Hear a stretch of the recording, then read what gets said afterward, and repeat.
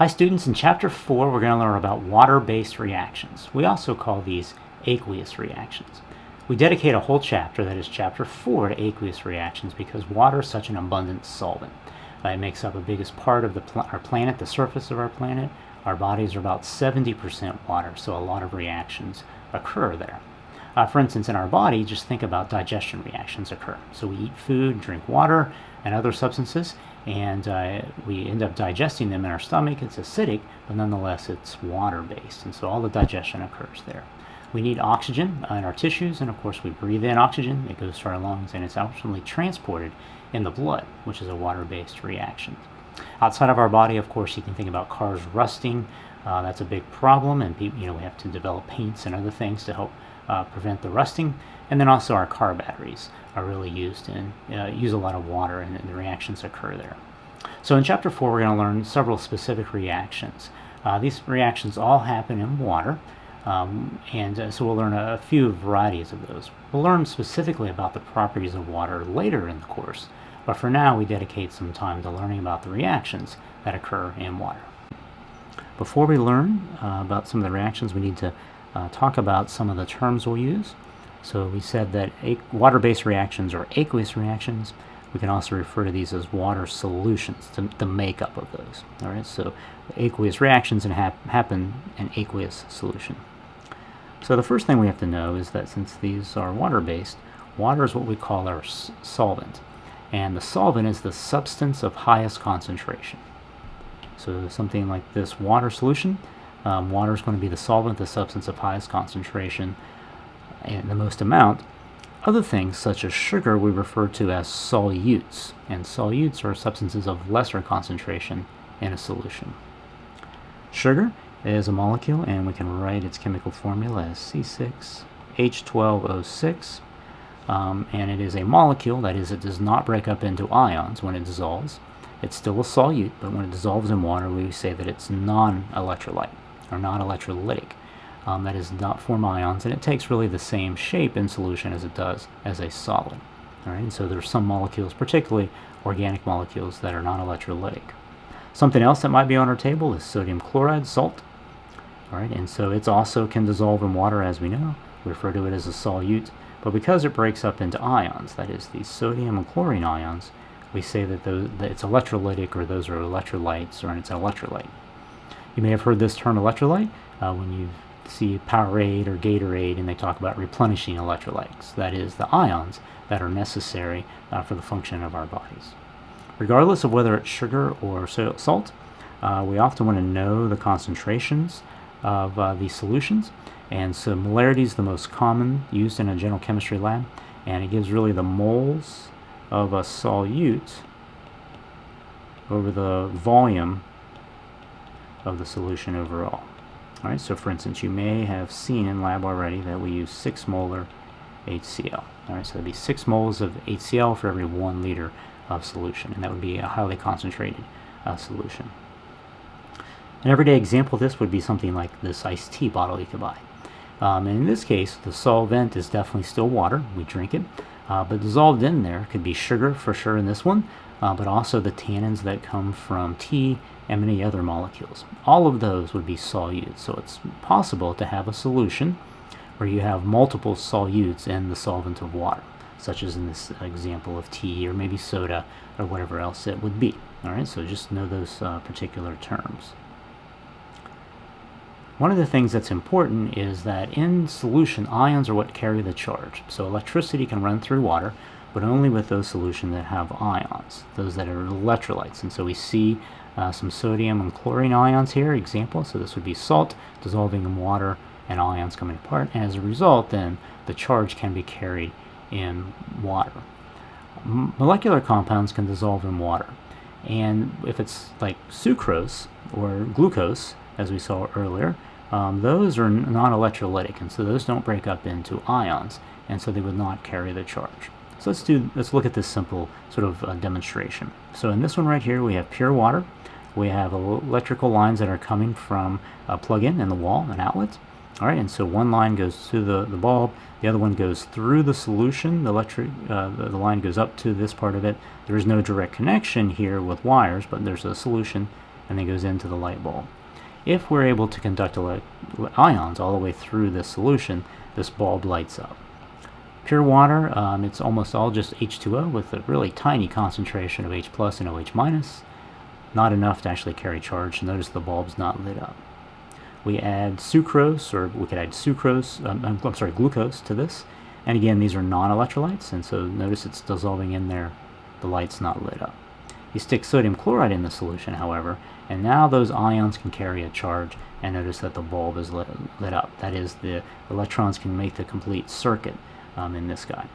All right, and so that's where we talk about being an electrolyte, that is ions, and those conduct electricity in solution.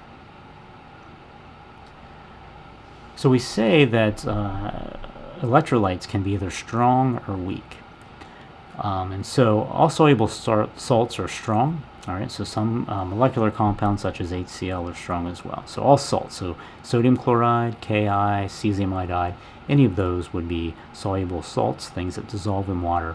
They're clearly strong electrolytes. HCl would also be a strong electrolyte because it completely would dissolve. Weak electrolytes are often going to be molecular compounds that only partially dissociate. All right, so this is acetic acid, and this is what makes up the smell of vinegar. And it's in, notice these arrows are going both ways. That's in equilibrium, so it produces some of this and some of that, small amounts of it. And as a result of this chemical equilibria, small portions of it would dissolve in water, and so we could get a small amount of electricity that would flow through a solution. So if we had acetic acid and its equilibrium, we put it into this beaker in lieu of the sodium chloride, the bulb would light up, it'd just be dimmer, all right, because it's not as many of the ions to carry the electrical charge. One of the first reaction types that we'll see, and you've probably seen in Chapter 3, are precipitation reactions. All right, so these are aqueous-based reactions. This is really our first type, where we mix two substances. The two substances are aqueous. They're typically clear, and everything's soluble. And once we mix them, then we get a precipitate, that is a solid that ultimately forms. If we take a look at our demonstration here, is that in this beaker up here in the top with the gloved hand, we have some potassium and iodine, that's a nice soluble salt. In this beaker we have lead and nitrate, and that's also soluble, and we see the ions that are there. Once they are poured together, notice this yellow solid forms, and that is a result of lead iodide forming a solid. And what happens if we just pour it in and let it set over time, the lead iodide as a solid will settle to the bottom, will precipitate. It's a nice crystalline structure, and this will be some of the water and extra ions that are left behind. Well, what happens? Well, this is the balanced equation. Potassium iodide and lead nitrate react. The potassium nitrate is still aqueous, it's soluble, but notice that the lead iodide is a solid. All right, and so that's forming the yellow solid, that's the yellow guy. So this is what happens in a typical precipitation reaction. Right? So this is the one that's forming a solid. It's because they really have a limited solubility in water, and so oftentimes we'll talk about solubility, and things that are fairly insoluble just do not have much mass that go into water at all. All right, and so but we don't necessarily have to know all the solubility, but we do want to know the solubility guidelines that occur in table 4.1. Right, and so table 4.1 is our guide to what is soluble. So let's move over and take a look really quickly at 4.1 first. All right, so this is table 4.1, and you would want to know these ions for the exam. So you would want to know, for instance, those that are soluble. So these guys, the top part of this, are typically soluble in water with a few exceptions. Notice that the halogens, their exceptions are silver, lead, and mercury, or silver, mercury, and lead. And for sulfate, it's a couple of these positive 2 charges. So compounds of nitrate, chlorine, bromine, iodine, and all of these are generally going to be soluble with some exceptions. That's the top half of the table. The bottom half of the table gives you compounds that are typically insoluble with a few exceptions. So most compounds of sulfate, carbonate, phosphate, and hydroxide are insoluble, that is, they form solids, except there are a few exceptions, and most of those are with ammonium, and then also with some of the alkali metals that occur. All right, so you want to, and so let's look at an example of how we can apply this. All right, so going back here. All right, so we use this type of thing in what we call a metathesis reaction, where we get the ion partners are exchanged. So what we just saw is we had lead nitrate, and it's an aqueous. Potassium iodide, that's aqueous. Those react to give us potassium nitrate, aqueous, that means it's soluble, and it forms a solution, and lead iodide, which is insoluble. All right, and so we get that. So if we come over to table 4.1, which we'll see again in just a second, notice that iodines and halogens are typically soluble with the exceptions of silver, mercury, and lead, and here Pb is lead, so that's one of the exceptions. Now let's think about these. Take a look at this. All right, so when we mix barium chloride and sodium sulfate, notice these are both aqueous reactions, so that means aqueous solutions, so those are soluble. When they switch partners, a metathesis reaction, so that this chlorine will go with the sodium, the sulfate with the barium, are those going to be soluble, or is there going to be a precipitation reaction? Is there going to be a solid, such in the case of lead iodide, that forms? All right, so if you're doing this on your own, you might just want to pause it and think about what that would look like, and then restart the tape to see what the answer is. So ultimately what we want to do in this case is we want to take the barium, all right, and the barium is a positive 2 charge, and the sulfate's a -2, and so it forms barium sulfate. And then also we're going to get sodium chloride, NaCl, and of course we want to make sure that we balance this, so we're going to stick a 2 in front of those. And then our goal in this case, in terms of these metathesis reactions and exchanging partners, do either one of these two compounds, the barium sulfate or the sodium chloride, do those form solids? Well, the only way really to know that is to consult our table, table 4.1, and so if we come over here, we know that we have barium sulfate, so here we have sulfate. I'll notice right here we have barium sulfate, so that's actually going to form a solid. Why? Most sulfates are soluble with the exception of barium sulfate is one of them, strontium sulfate and a few of the others, so that's actually going to form a solid, because it's an exception. Chlorine, as we know, typically soluble except with silver, mercury, and lead, and of course we're working with sodium. So if we come back to here, and come down, all right, we'll find out that this guy forms a solid because it's an exception, and this one's aqueous. All right, so this guy would actually be the one that's forming the solid. Some people write that with a down arrow to show that. All right, so this is a type of precipitation, or this is a reaction, precipitation reaction. This is one example of that. All right, so you want to be able to apply the solubility guidelines from this table 4.1. Let's look at a further example of this. And if we talk about net ionic equations, we want to write net ionic equations, and those are equations to show only the ions that are involved in the reaction. We'll get rid of all other things which are spectator ions. All right, so here's some of the steps in writing a net ionic equation. First, we want to write the balanced molecular equation, the equation that we typically know and have worked with before. And then we want to rewrite the equation to show any ions that are formed. And then we're going to cancel out spectator ions. All right, so let's look at an example of this. And we already saw just a second ago this reaction, and we found out that barium sulfite formed a precipitate. So what we can do first is we want to write the, rewrite the equation to show the ions that are formed. So let's do this first with the reactants, that is the barium chloride and the sodium sulfate. Remember, the barium ion comes apart. It always has a +2. Chlorine, there's 2 of them. Notice the 2 goes out front, so we show that there are 2 Cl-. There are 2 sodiums, and then there's also a sulfate. And these are, notice these are all dissolved in water, so they're all aqueous, and we're showing the charges. We now want to do the same thing for the products, but again, we only want to show those things that are dissolved in water, that is aqueous. If it's a solid, we leave it as is. And so notice that we have barium sulfate, we leave it together because it is a solid, it's not forming its ions, but sodium and chlorine, those are forming the ions. Again, noticing that we put a 2 out in front of each one of them to balance this.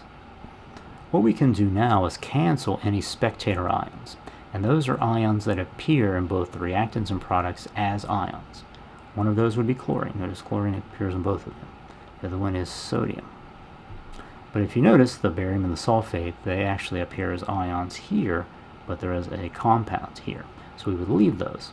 So then we can finally write our net ionic equation of barium sulfate, barium ions coming together with sulfate ions forming barium sulfate.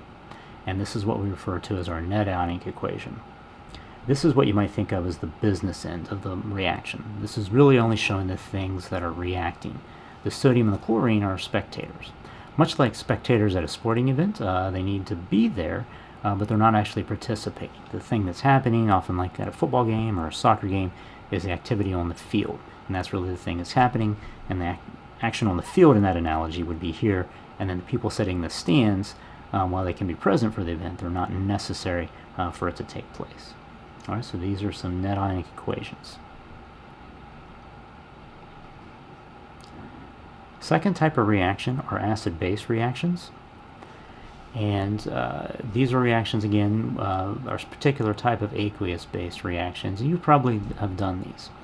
One of the ways that you've done these, even just in everyday life, if you've ever gone to a restaurant or a house and gotten fish, and then someone gives you a lemon wedge. And the lemon wedge, of course, contains citric acid, and you typically squirt that on your fish for taste, for one, but also to prevent the base amines that are part of the fish. So that fishy smell of fish is what we call amines. And if you react the acid with the base, it forms a salt, and those are non-volatile. That is, you don't smell those, so you get rid of the fishy smell. All right, so that would be one everyday example. Acids, you might recall, are substances that yield H plus when they dissolve in water. HCl would be one of them. You've also heard of nitric acid. Sulfuric acid is battery acid. All right, so this is simple HCl. These are some molecular models of those.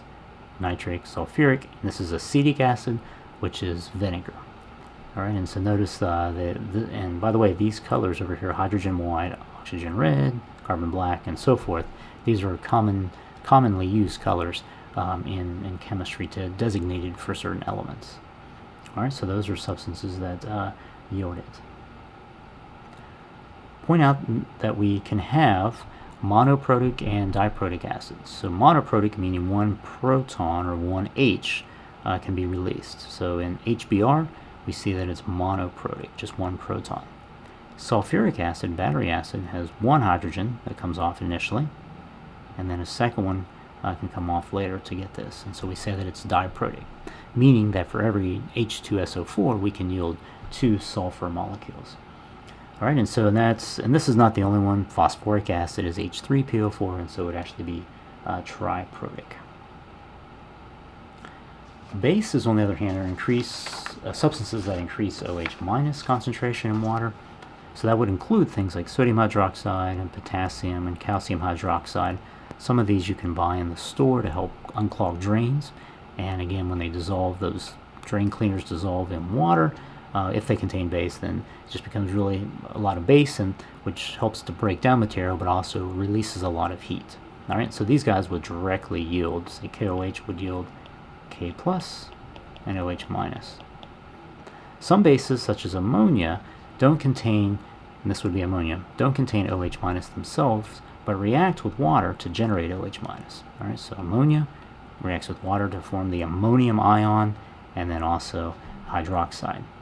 We see that as sort of the bigger structural molecule here with water, ammonia, OH minus, and NH4. All right, so these are bases. And of course, we know that acids can react with bases. Before we go any further, let's think about and connect the acids and bases back to our electrolytes. And so strong acids and strong bases are substances that completely dissolve and they completely ionize. So for instance, nitric acid, 100% of it becomes H plus and NO3 minus. Lithium hydroxide, all of the lithium hydroxide breaks down to lithium and OH, and so there's 100% of ionization. That is not the case for all acids, right? So acetic acid, which is vinegar, it only partially breaks down. Only about 5% of acetic acid, which again, remember, is CH3, COOH. Only about 5% of that H plus comes off. How can we remember this? Strong and weak electrolytes? Well, a couple of things. If something's ionic, they're all strong electrolytes. They don't all have the same solubility, but they're strong in the sense that as many of them can dissolve do, so there's no weak electrolytes and no non-electrolytes. Strong acids are molecular compounds such as HCl and others that completely dissolve in water, and they're strong. Weak acids would be an example of this acetic acid. All right, and so that would be a weak acid, and it's a weak electrolyte because it only partially dissolves. And then all other molecular compounds would be indeed non-electrolytes. All right, so we see those.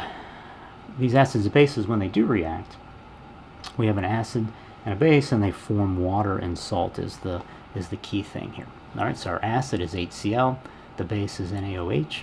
Those come together to form water and salt. All right, and so this would be a classic acid base. Now, when we talk about salt, in this case it actually is NaCl, but really a salt is a compound formed from the cation of a base and the anion of an acid. All right, so that would be anything. So it could be sodium chloride, but also could be potassium iodide or any other combination of a cation and an anion. All right, so this would be a classic acid-base reaction. One that is used in sort of everyday life would be milk of magnesia. All right, so this is a reaction here where we have magnesium hydroxide. All right, so magnesium hydroxide, which I've circled here, clearly is a base because it can yield OH minus in our stomachs, of course, where we could have an upset stomach. There's going to be lots of acid, and what can happen, and so notice here milk of magnesia is really a thick suspension. We add HCl to it, and we end up getting this reaction that starts to occur. Notice it starts to clear up. Why? Because the acid and base react to form water, and then also some magnesium and chlorine ions that actually occur here. All right, so this would be sort of an everyday one, but this would be how we can use milk of magnesia or other things to help relieve stomach acid, upset stomach as some people say, but nonetheless a stomach acid. There's some acid-base reactions that form and they give off gas, and these are often reactions that do not have OH minus in the base form, and so that would be, for instance, sodium sulfide, which would be base. So what happens in this case? Well, again, we have hydrochloric acid, which is the acid, sodium sulfide, here is the base, and it reacts to give H2S gas, hydrogen sulfide, all right, which again is something that smells really bad, like rotten eggs, and then also a salt. So it's not water, it's not H2O, but in this case it's H2S, a gas, and sodium chloride. All right, so this would be, again, giving off gas, so this would bubble. Alka-Seltzer, again, another everyday reagent. We have HCl reacting with the acid, reacting with Alka-Seltzer to yield over, in this case, sodium chloride, water, and a gas. Now, again, for some reason, these are off-center, so this is the salt, water, and of course the gas, the CO2 that bubbles off. And so that's why if you ever seen Alka-Seltzers, then they bubble up a lot.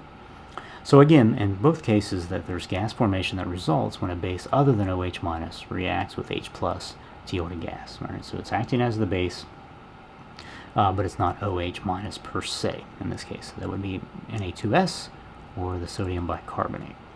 All right, and so those are acid-base reactions, and we want to be familiar with making sure that we can neutralize an acid-base reaction, whether they form a gas or not. One good way that you've seen this is in experiment 3 in the laboratory.